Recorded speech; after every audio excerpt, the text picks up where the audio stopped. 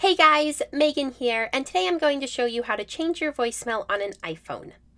To begin with, we're going to want to go to the Phone app. Next, we're going to want to go to Voicemail, and then Greeting.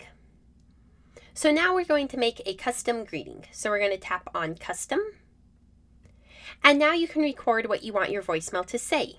So we're going to hit the record button. And now this is recording, and once you say what you want your voicemail to say, you can stop the recording by hitting the stop button. Now you can play back your recording. And now this is recording, and once you say what you want your voicemail to say, you can stop the recording by hitting the stop button. Okay, so now if it sounds good and it's what you want, you can tap Save.